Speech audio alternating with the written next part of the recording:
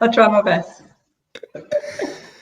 Whoa, hey, Team Superdad, friends, family, members all around the world. It's great to have you here. We are live on the Team Superdad podcast. And today, a conversation with an old friend of mine, and inspired by a coaching session with a dad last week. The dad, and this conversation, by the way, is for dads in relationships as well as single dads who are trying to set up their home. But the conversation was inspired by a member of Team Superdad and one of my one-on-one dad clients. He's moving into his new home and he's absolutely bricking it. He keeps like, it's not that he's can't do it, you know, he's a very capable guy and runs a business and like there's been nothing he can't do. But yeah, he's going into a home and he's thinking, it's like he's talking about curtains. How am I going to do curtains? What am I going to do with the curtains? What am I going to do? And actually what he's really freaking out about is everything: a table, a couch, a picture, the kids' bedrooms, and are they going to be comfortable? And so I thought to myself, who do I know that I can speak to about this? And Claire popped straight into my mind. So without further ado, I'm going to bring her in. If you enjoy this, then please share, like, comment. If you're watching on the live on Facebook, YouTube, or Twitter, then comment, because we can bring you in on the comments. So feel free to ask questions if you got them.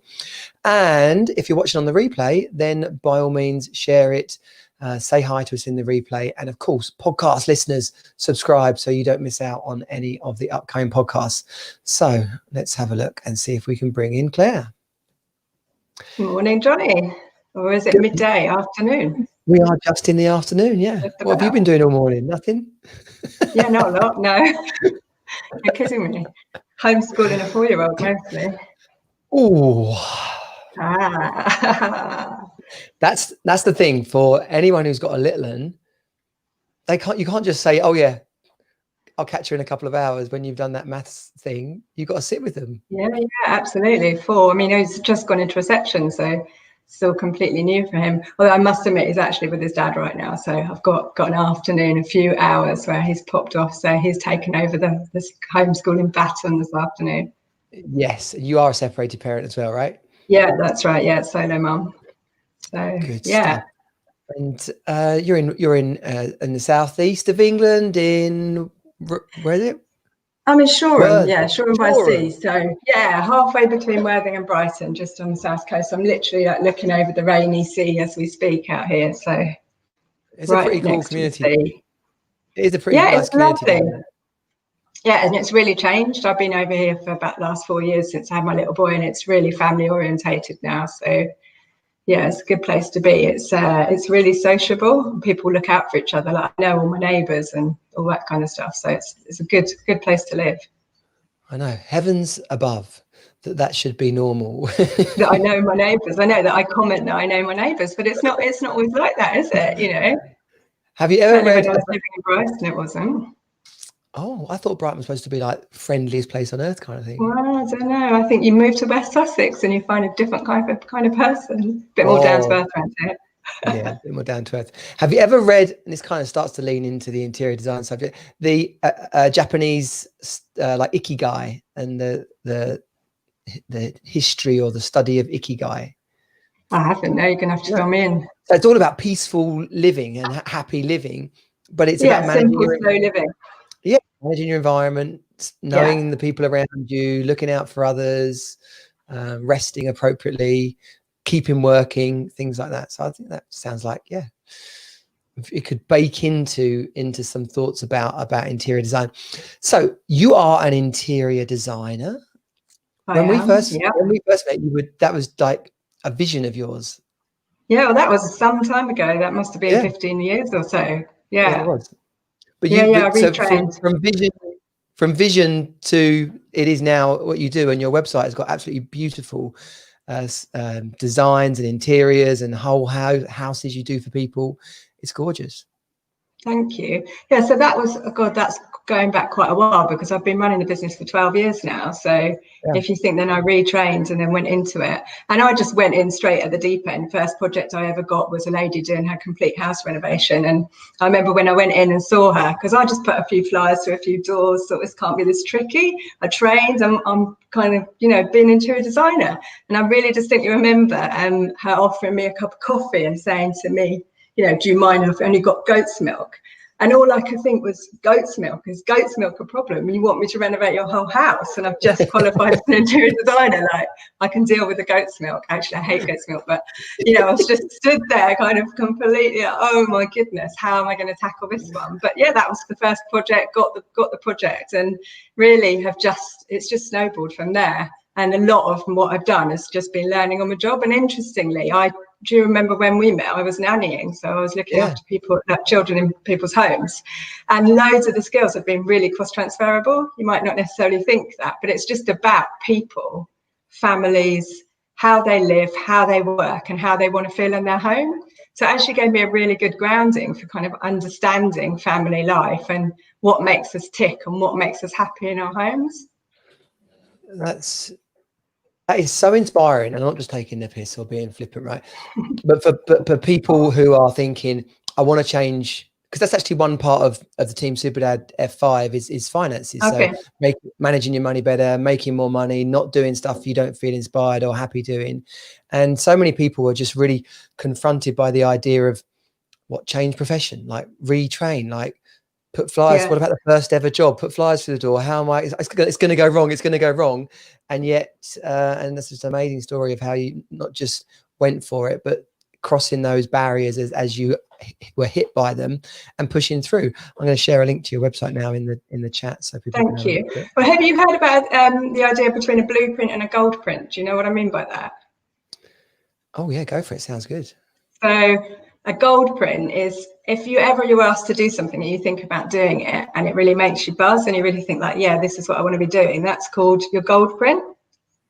And effectively, the idea is that you always follow your gold print. Your blueprint is just something that's like, oh yeah, I could do that and feel all right. But you know when it's gold print because it gives you that feeling. And the idea is that you should always follow the gold print. Yeah, I've heard that spoken about, like working in your flame. Yeah, exactly. It's the same thing. So kind of taking the bull by the horns and being like, right, I'm going to do this. And it's not the easy path. I've been there many times. But I think it's with any profession, if you've really got that innate belief that you can do it, you can, and you just have to kind of go for it. And you learn so much from the journey. Absolutely. Because, you go to college and you learn so much, you get your qualifications, but all of what you really learn in most professions is standing there on the job. And nearly all of the projects that I do, it's complete redesign, and I tend to project manage as well. So I'll be with that client and that family right from the outset. Perhaps they've just bought a new home and it needs refurbing, and I may well then be working with them for the next year or year and a half, and we'll take it all the way through doing the designs, project managing, doing the fit out, until literally that whole kind of home has changed into the dream that they had. And for me, my job is just holding their hand along the process, because I know it's really overwhelming, but people do know what they want and what makes them happy. And it's just my job to kind of pull that out of them. And when you say people, do we mean the wife, or does the man and the wife? How much of an active role are men commonly taking? It's quite divided. So I've worked for single guys. It's not necessarily a couple. I've worked for single guys, straight guys, kind of all kinds of different people, and it will very much just depend. It's normally who's got the interest. So normally there's one person will lead, and I would say probably 60% of the time it's a woman, but also there's about 40% of the time that it'll be the guy, or it'll be a tandem. And I do quite often joke that I could offer marriage guidance, because I was about to say that. There's quite a lot of, I do need to kind of step in from time to time and say, let's listen to his opinions, or let's listen to her opinions. But certainly I think that sometimes what can happen is that guys can feel a little bit overwhelmed, because it is historically, it's been considered to be kind of the female domain. But I do think that that's changing. Yeah, well, it's like all these subjects, it's changing. And there's a classic. I've worked with dads who said they didn't care about what the lounge looked like, and then they're livid that they're sat every night watching TV with the floral wallpaper or whatever. And you say, well, did you mention anything? No, I didn't. Well, there's your lesson. You got to speak up. Get be active in the situation. So this conversation was inspired by a dad who's moving into his house. It's a completely blank space, and he doesn't know where to start. So this conversation could equally be for a couple, of course.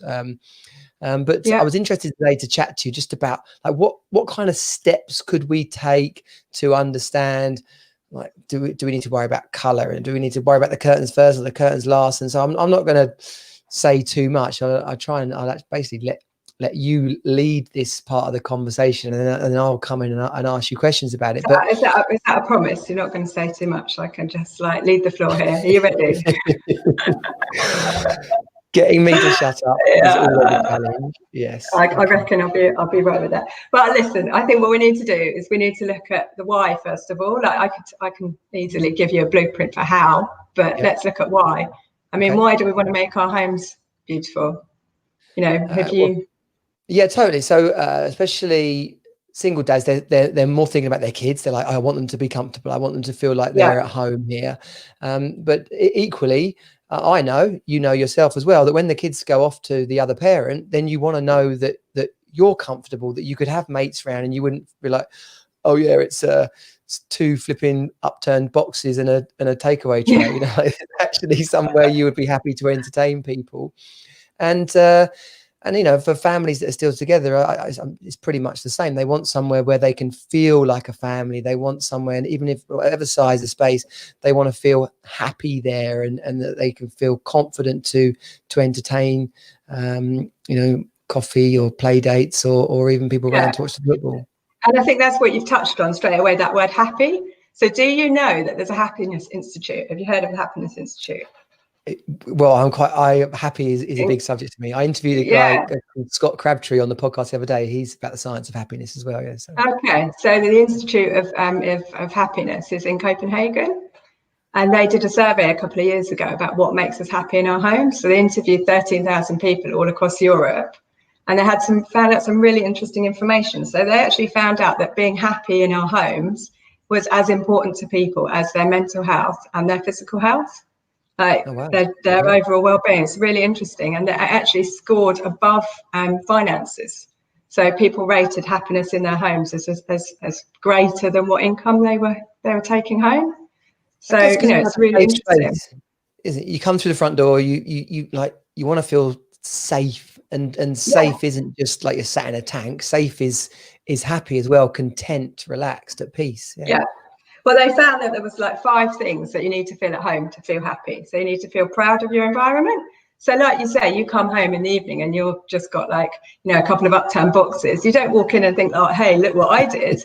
But how do you feel when you've painted your room? You know, you don't look forward to it. You put it off, you procrastinate. You eventually paint that room and you stand back and you're like, wow. Do you know, like, check out what I did? And it isn't just because it looks good, you know, hopefully it looks good and you picked a reasonable colour, but it gives them that sense of pride and that sense of achievement that you did that for somebody, for yourself or for your children, you know. So that pride is a really big one. You want to feel comfortable, but also it's really important is identity. So sometimes when I first meet a client, they expect me to just go in there and say, right, we're going to paint this wall blue, we're going to get this chair, this is what we're going to do. And they almost look to me to go into that. And I can do that for you. I can make your home look like it's going to be in a magazine, but it's not the key, because you need to identify with that space. So it's not actually about like what the current trends are or what the best paint color is. I can tell you like the current trends are, you know, whatever they are. If you don't like that color and you don't like that feeling of comfort, it's not going to work for you. So I think like people get really overwhelmed. Everyone does it, whether they're single, in a relationship, you know, they're a couple, they get really overwhelmed and just think, oh, I don't know what to do. And you people do know what to do, but kind of my job is to talk you through the process, which I will in a little while, to understand what you like. Okay, and one of the first things is identifying what you like, because if you don't identify what you like, how do you kind of turn that into your reality? And I think that's where people often get quite stuck. And then the other things that you need to feel at home, you need to feel safe and you need to feel in control. So we kind of take those things for granted, but you know, you need to feel when you shut the front door that you're in an environment that you're going to feel good about. And safe. And then like going back to what you were saying about kind of the key things for I think solo parents, and I can completely relate to this. I've been bringing my little boy up on my own for the last 4 years. So there's a few really important things. Really important for the children is that they feel held in that space. And that for them needs to be a tangible way that they feel remembered. You know, we remember our children. Our children are always on our minds, but they don't know that. And so when they're not with you all the time, they need to feel like they've had that space kind of held for them. And so that when they come back, they've got that feeling of security. And so that's about. Go on. Does that mean like pictures of them, you know, on the wall, or? It's more something that they can relate to, preferably something you did together that shows that they're interested in kind of taken care of. So it doesn't need to be a really big deal. It's a space for them. So let's say you've got 2 children sharing a room and they've got bunk beds. It can be as simple as them picking out the duvet, then being given a certain area of the room that they can decorate. And that, again, you know, if you can't paint because say you're renting, then that could be wall decals, or do you know you can even get removable wallpaper now that you can put wallpaper up, and then when you leave you can take the wallpaper down, which is really clever. Yeah. So you've got those Velcro kind of picture hooks here. You can't put something too heavy on, but they do just work pretty well. Little ones. Yeah. So whatever it is that you guys pick out together, and I think that's really the key for it, so that when they're thinking of Dad's house, it's something that they can actually really imagine. They can imagine their bedroom. They can describe it to other people. I mean, certainly my son really enjoyed coming home and bringing photographs of his bedroom and sharing that with me. And he really wanted to show me, this is what my bedroom's like at Daddy's, this is my duvet. And you'd be quite interested to hear how much information they will go into with you about the space that has been created for them, and their think about that space and going back to it. Yeah, so, I love that as a general subject. Basically, is the more we're interested in with our kids. People make a mistake always that they think kids are just little and don't care, but actually they're completely the opposite. When we show an interest, we show there's an opportunity to be interested in something, they can really run wild with it. Their imaginations are much freer than ours. So when we suggest to them, there's a subject called "Get excited about your bedroom," they're like, "Oh, okay, right," and there you go. It's coming back. What you gave him, he's then bringing back to you.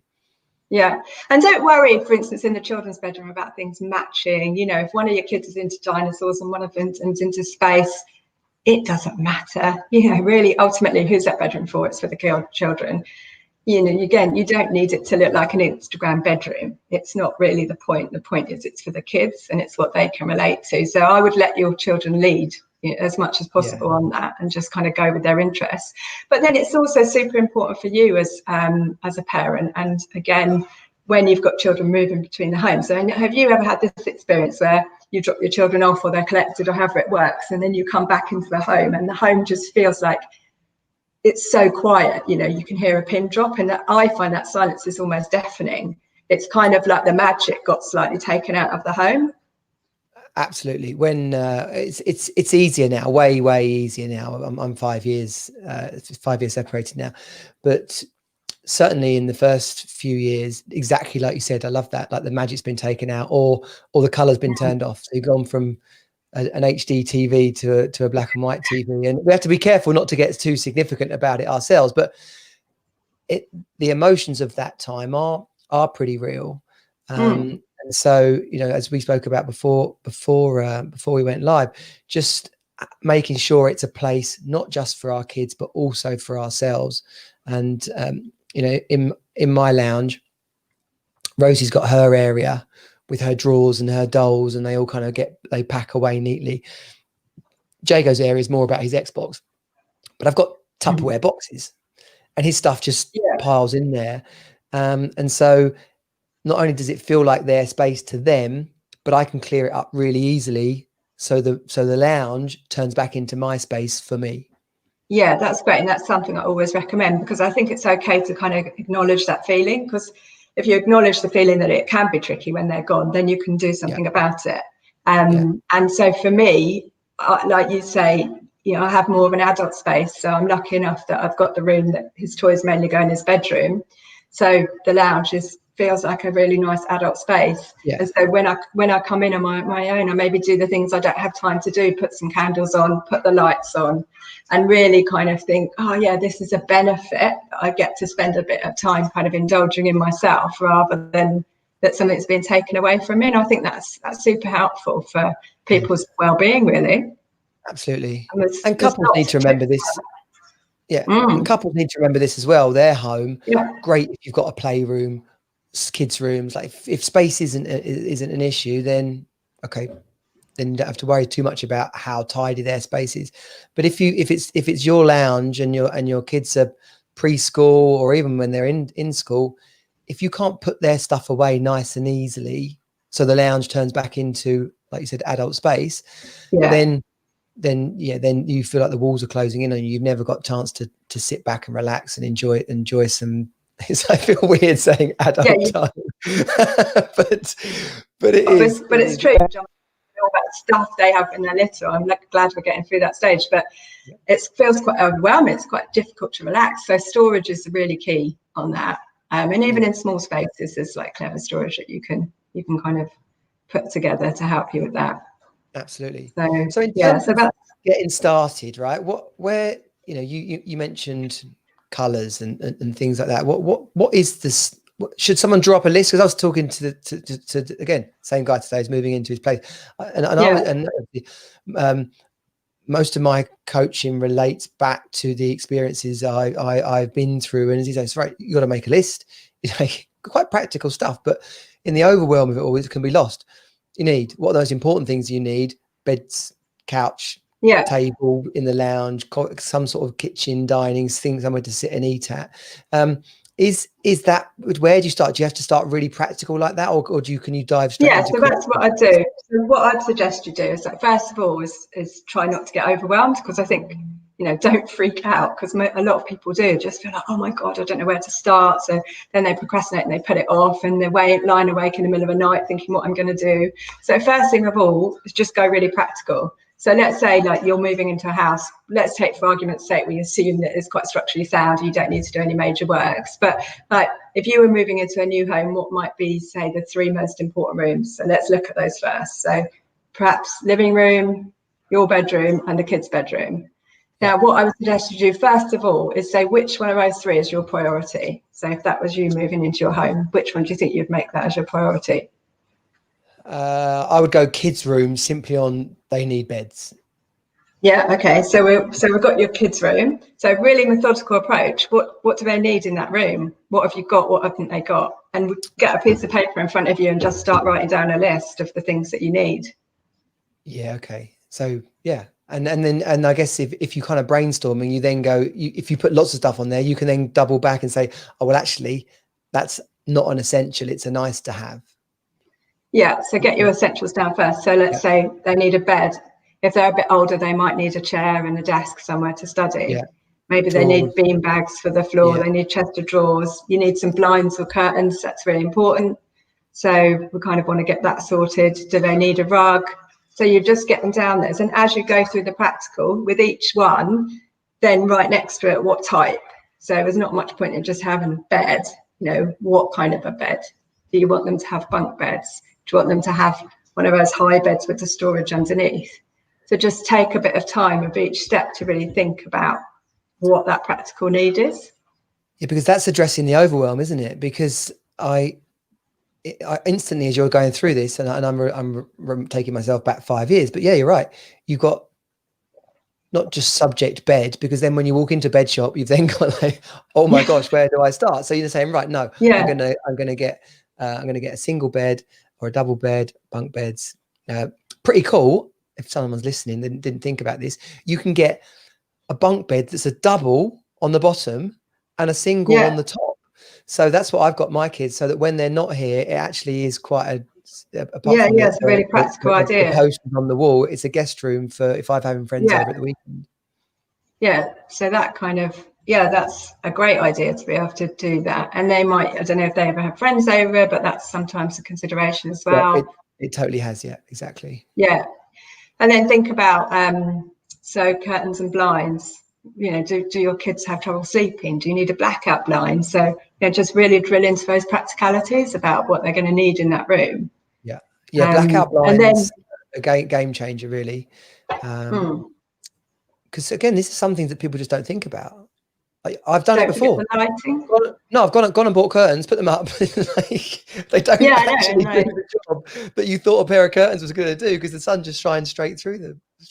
And suddenly your child's waking up at 5:30 when he's staying at your house, and apparently sleeps, till whatever time, and they're not with you, and it's just all because they're not got the right sleeping environment. So you need to consider some of those that. Things can, depending on where you buy them, some of those things can randomly be stupidly expensive versus somewhere else where they're still blackout blinds, but they're not as expensive. It's something you need to shop around. But blinds, there's loads of really good online retailers now that you can measure up your blinds and send them off, and they're much easier to do. I don't remember if you, in the old days where you'd go to saw the end of someone, you'll be sorry and you end up with this like raggedy blind. So things will come on. Lighting as well, I think people often forget, just a lampshade, a bedside light for the kids again is really important. Lots of children need a little side light on when they're going to sleep.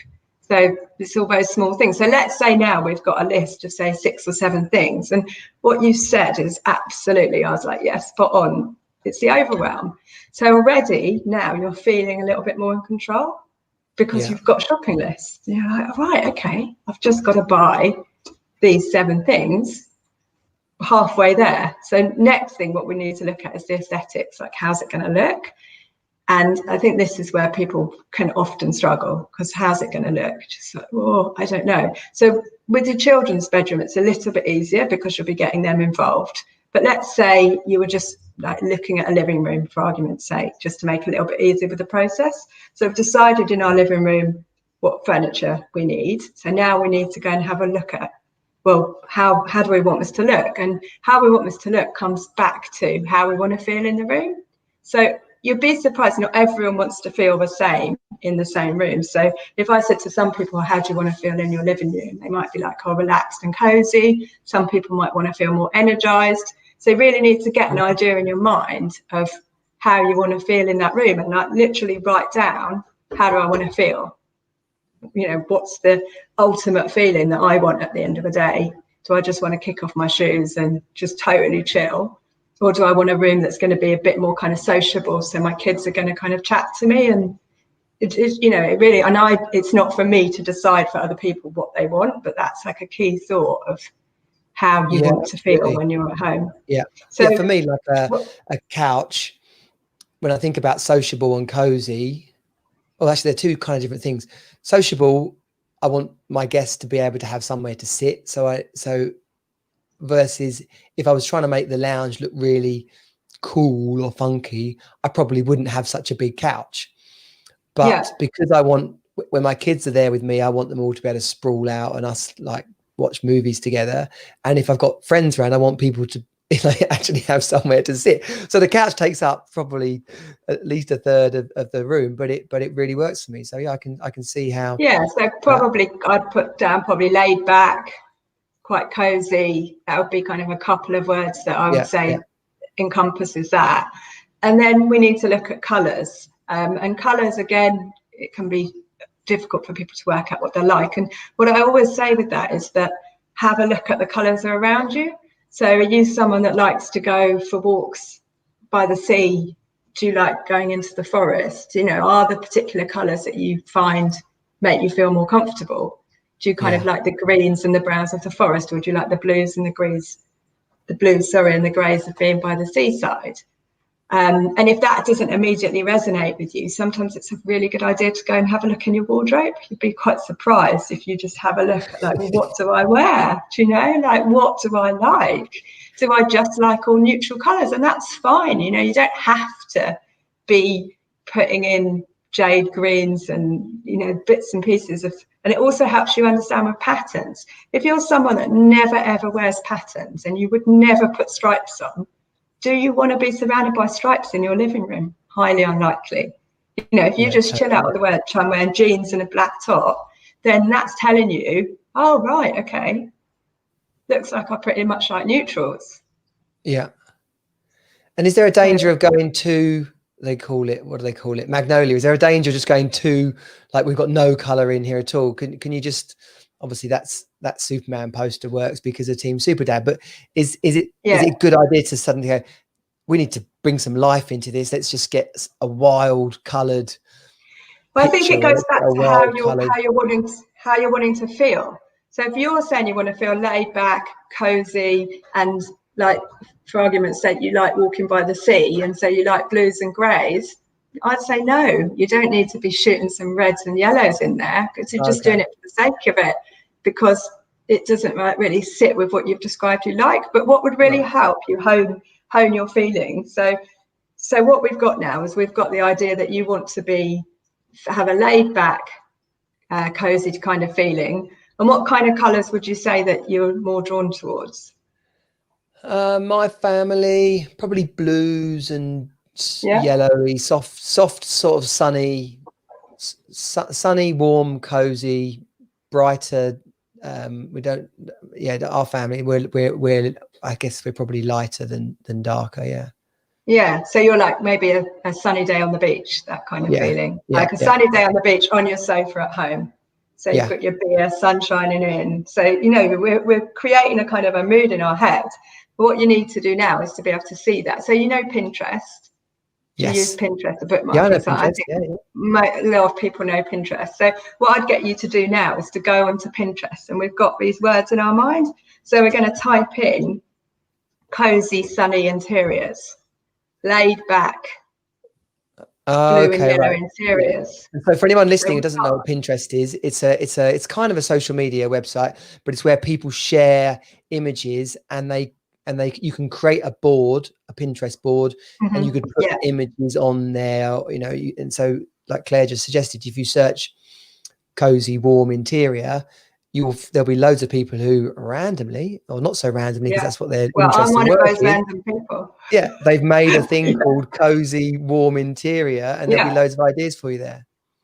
So you have these photos pop up in front of you, and like by magic, like, oh wow, look, it's a yellow and blue sofa and some of those will resonate with you and some of those won't. But all I'd ask you to do is don't think about it too hard. Don't think like, oh, where am I going to buy that sofa? It's just a feeling. It's a look and a feel. Yeah.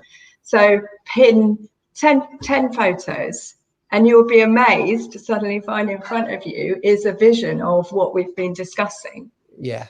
And you know what's really important in a kind of personal development, psychological, whatever the thing is, there's our reticulated activating system. When there's a subject we haven't thought about much comes into our world, like I've got to design or decorate the inside of my home.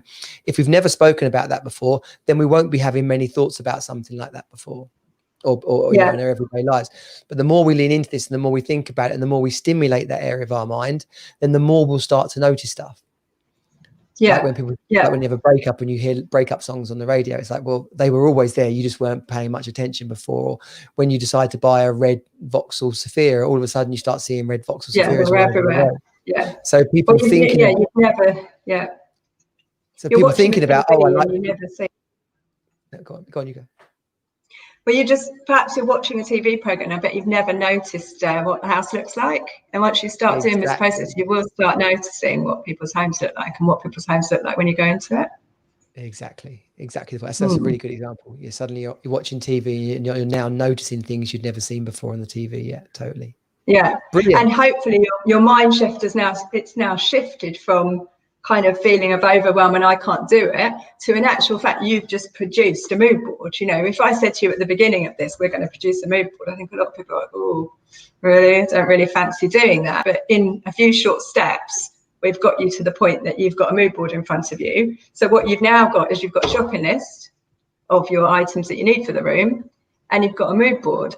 So if we then send you off to online shopping, Habitat, John Lewis, wherever it is that you want to have a look at these things, and give you that first item to choose, the likelihood is that you're going to be feeling a lot more confident to start making your decisions.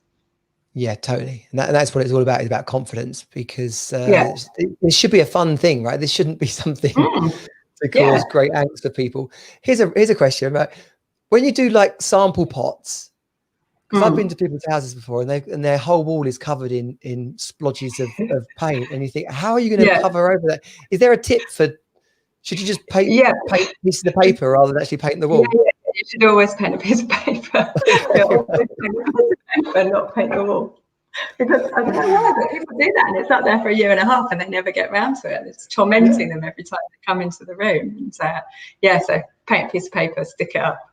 Because you could just pull that off and throw it in the bin. Okay, good. Okay. Because I've said that before to people, and they looked at me like I was mad, and I was thinking, no, I don't think I'm mad. Well, some companies have gotten onto that, and they can actually produce them for you. So they produce quite big samples that you stick straight on the wall. So. Oh, good. There you go. Good. Yeah. Okay. So do you think you'd feel confident? So we've created a vision, right? We've got an idea of the kind of space we want to create. We've made a priority list of things we want to put in there. Then we've gone off and started to do a mood board, mood board 101, a ways to do mood boards if people don't know how to do mood boards on Pinterest. Brilliant. And now, like, how do we piece it together? Because quite a lot of what makes a home is kind of knickknacks and bits and bobs, and so for someone who's not used to doing that, should they avoid that so you haven't got loads of tut around the house, or is it nice to start?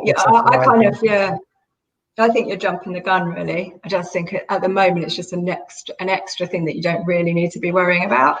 I'd only take it as far as what's going to make you comfortable. So put a rug on the floor, put some cushions on the sofa. But when it comes to pictures, so artwork and what we call accessories, I just kind of take the foot off the gas and just give yourself some breathing space. Because what you will find through this process is you've now gained the confidence to have a pretty good idea that you know what you like. And that's, you can't overestimate that, because someone's gone from thinking they've absolutely no idea, from now having this kind of pride and confidence in like, wow, look at this room, look what I've created. So what you will then find is you will start seeing things, what you were saying before, that you never noticed this stuff was around. Yeah. And now, you've kind of tuned into it. So you'll find that when you are out and about, you're looking online, that you'll start seeing things that resonate with you. And you then decide to make purchases because it's something you want, rather than thinking like, I've got a shelf, I better fill it. Yeah. Okay. So there's the first bit, which it is important that we get everything done at once. And then the rest of it, completely the opposite. It will feel much more natural if we piece by piece spot things and kind of grow into our space. Yeah. And that's what makes a family home, isn't it? Because if you've got pictures on the wall that you bought when you went on a holiday, or you've got that gorgeous photo, you take this amazing photo and you think, oh, I love that. That really encapsulates our family. I'm going to put that up. Whereas if I kind of forced you to go through your photos, and I want you to find 10 photos right now, you wouldn't necessarily have that same resonance. Yeah. So I'd wait on that one. And then you're creating a memories, because each of those items in the house is something that you and your family cherish, rather than, because also I'm a real fan of not just purchasing things for the sake of it. You want things to have longevity. I think it's really important. We're looking at the environmental impact of what we're creating. And yes, you want a home that your kids are going to be happy with, but we're teaching our children about that. And so to just be buying stuff for the sake of it that you're potentially not going to like in a year's time, just kind of hold back. And I'd also say that with the whole process is that there's temporary measures that you can put in place for all of these things. So if you are finding that some of the decisions are too overwhelming, for instance, I was working with a client recently, and she was really being pushed to make decisions on her curtains, and she wasn't aware that you can get temporary blinds. I don't know if you've ever used these, but you can just get temporary blackout blinds. They're about £20 a piece off Amazon, and they will last you for about 3 months. They just stick up. They're black concertina, and they have little clips. I used them myself when I moved into this place. So they just stick up and concertina up, and then that just gives you the breathing space because the room's dark. The kids can sleep. And so with most things, you will find there is a temporary measure that you can put in place. So I'm not suggesting that people shouldn't get on with it. It's good to get on with it and have that impetus and go for it. But at the same time, don't be pushed into making a really expensive decision until you've just kind of taken a breath and you're sure about it. Because you might find with some of these areas that you want expert help. you might find that you want someone like me to come in and offer a short consultation, or you might want to go to a curtain maker. And if you go to a curtain maker, there's going to be a delay when they come in and show you the samples and so on. Yeah, so that you're investing in that time, and there is value in that process, but it doesn't mean you have to be stuffed in the lead up to it. I guess buying things on Facebook and eBay and secondhand shops is also people might think going around secondhand shops isn't quite the one, but Facebook and eBay, there's literally, what's the other one? Marketplace, do you mean? All the kind of places where they're a free cycle and places where people are moving their furniture on. Yeah. And again, that gives that feeling that it's a piece that you really love, and that you're more likely to hang on to it than necessarily just doing a mass purchase off IKEA and then wanting to replace those items later on. So there is definitely a thought process of what do we really need right now?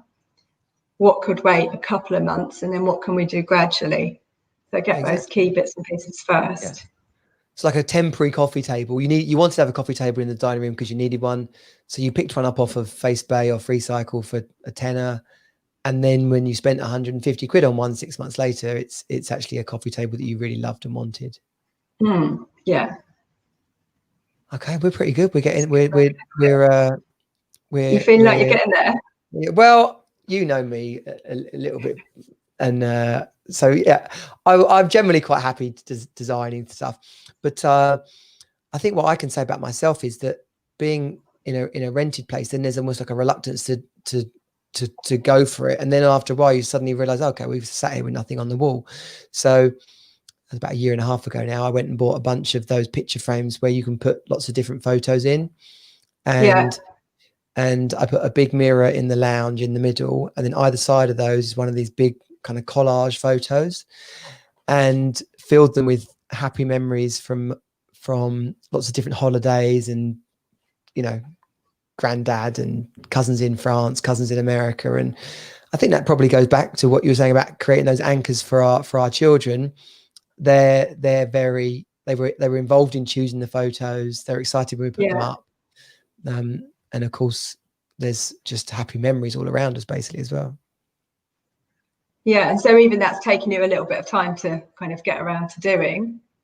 I think it did, to be honest. Yeah, it did. Because sometimes it's a little bit of a process, I think, as well, especially with photos, because it just brings up a lot of feelings. It brings up a lot of memories of where, do I want photos from when they were babies, when I was with their mum, or I wouldn't just push yourself into doing that straight away. Just let yourself be guided, because especially if it's the first home that you're making since the split, just give yourself a little bit of kind of space and time to accept that it's not going to be the easiest thing. So it's getting that balance between the kind of the excitement and the fun and the embracing the challenge, and at the same time just being a bit gentle with yourself and thinking, well, this is quite a big deal. Yeah, I love that. Be gentle with yourself. Yeah, that's really important. Yeah, because it's a big time, and I think that feeds into this idea that you just don't need to jump into making these massive kind of decisions straight away. Just take them gradually and wait until you feel like you've got the confidence behind you. Because also a lot of these decisions can be, we haven't really talked about the finances of things, but a sofa or a bed or what have you, they're quite expensive purchases, aren't they? So you want to get it right. Yeah, absolutely. Bed I bought new.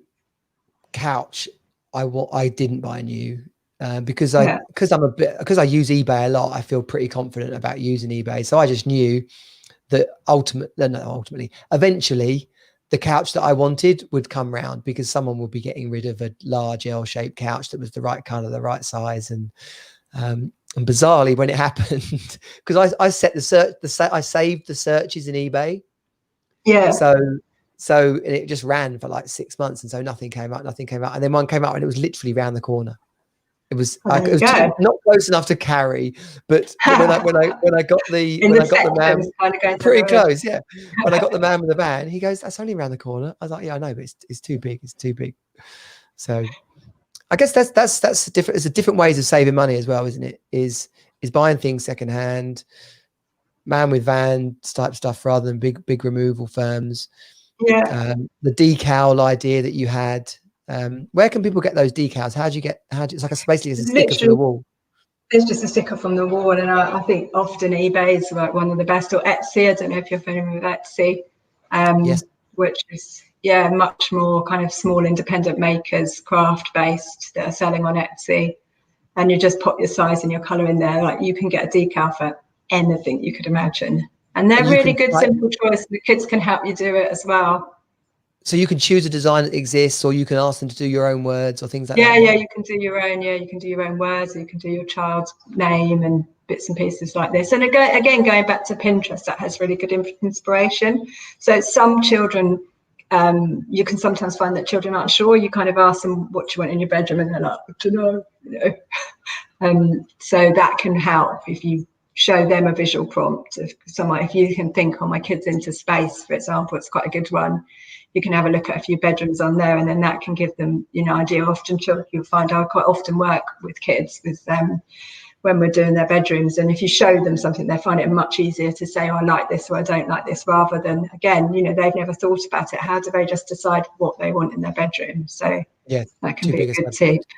Yeah, so often the visual stuff can really help them. Absolutely brilliant. And one final kind of question or area of question, it is changing angles slightly. Couples where, because you mentioned this in the beginning, sort of the counselling side of things, a couple that's struggling to agree on stuff, or let me put it this way. What are some of the common mistakes that couples make when they're going into an interior design project? Not on the choices they make, but in terms of working it out together. Like, what are some of the mistakes they make, or some practical advice on couples getting through this without us hating each other? I think that communication is really key. So sometimes I'll come into a house for an initial consultation, and it appears that this couple haven't even talked to each other about what they want. So they've not sat down and discussed it, and they're both telling me a completely different story. Even to the extent that they might think they need different rooms doing. And one thinks they're going to have a full refurb, and one just thought they were going to refresh the kitchen with some cupboard doors. And this is only coming out because they're talking to me, and they're kind of looking at each other like they've got no idea, because they haven't kind of sat down and talked it through. Yeah. So I think in a way, this what we've just been on, this little journey, I would do that together. Like, have that as a kind of like date night thing where you kind of sit down together, because if you might presume that your partner's style, but let's say you've already lived in rented accommodation, maybe you don't, maybe you haven't really got an idea of what they like and what you like, and until you communicate and you see, you don't know where you need to compromise, because you might find that you communicate and you look at your styles and you're like, well, actually, do you know what, we kind of like the same colors. Our styles are a little bit different. He likes potentially slightly more simple designs. She might like something a little bit more intricate, but you've got a common ground there potentially on your colours. But if you don't do this exercise, you've got no idea.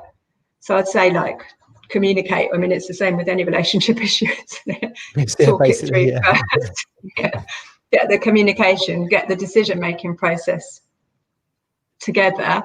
And then from that point, if you're not agreeing on things, it's going to have to be compromised. Sometimes people will split up the rooms. So half of the couple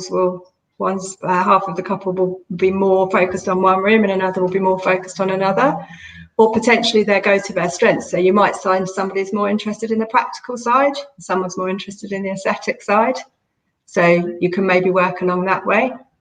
Yeah. Okay, got it. So, blimey. And talk about money as well. That's pretty key. Yeah, how much they're going to spend.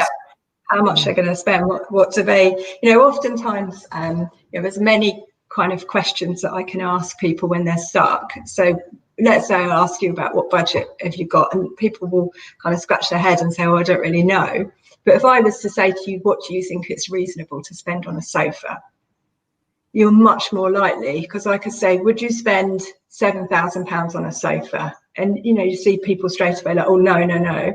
would you spend 3,000? Oh yeah, I'd spend £3,000 on a sofa if it was a sofa I was going to invest in and I was going to have for a long time.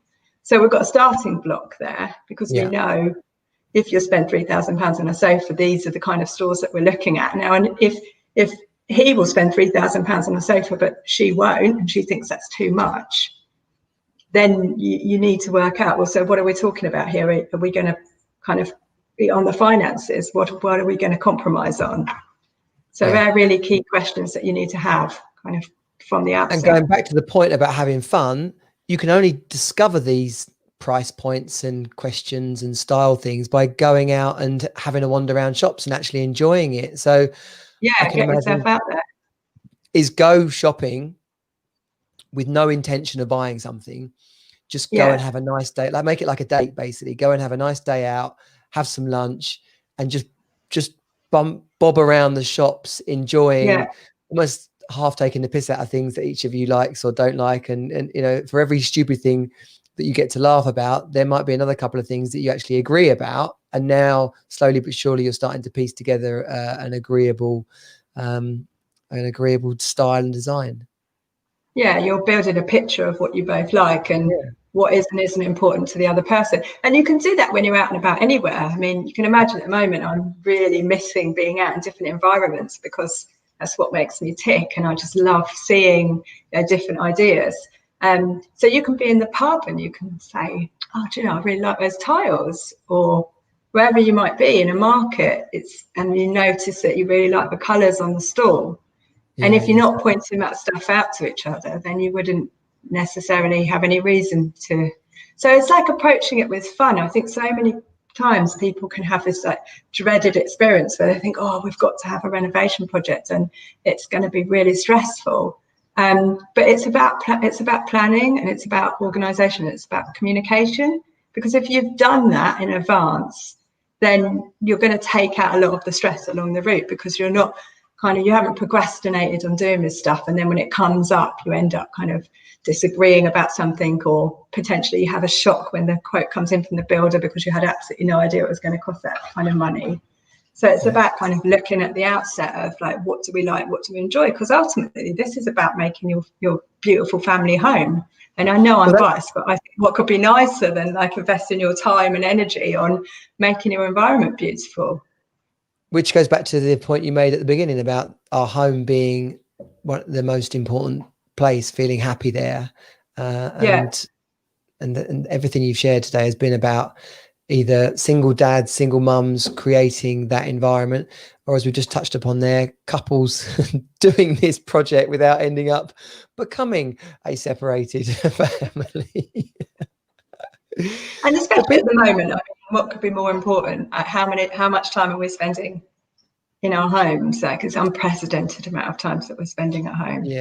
People could be enjoying it, couldn't they? They could be looking at Pinterest and actually enjoying, just even if they weren't going to spend the money next week, they could be enjoying just chit-chatting and having a laugh about, we got to sort this lounge out. Okay.